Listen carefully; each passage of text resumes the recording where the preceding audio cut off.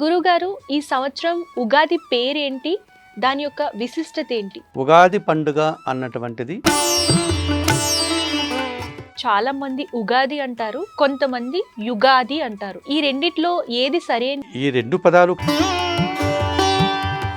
ప్రత్యేకంగా ఉగాది పచ్చడి చేసుకుంటాం. ఈ పచ్చడి యొక్క విశిష్టత ఏంటి? తాజాగా తెచ్చినటువంటి ఆ పచ్చి పదార్థాలన్నింటినీ కలిపి చేసేటువంటి ఒక విశిష్టమైనటువంటి నైవేద్యం ఇది. ఉగాది రోజు ఈ ఉగాది పచ్చడే కాకుండా పంచాంగ పఠనం చేస్తారు.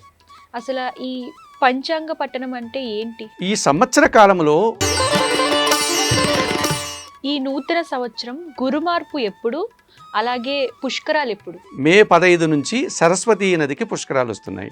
ఈ సంవత్సరం మూడాలు మౌఢ్యాలు ఎప్పుడు వస్తాయి? సూర్య భగవానుడు, గ్రహరాజు,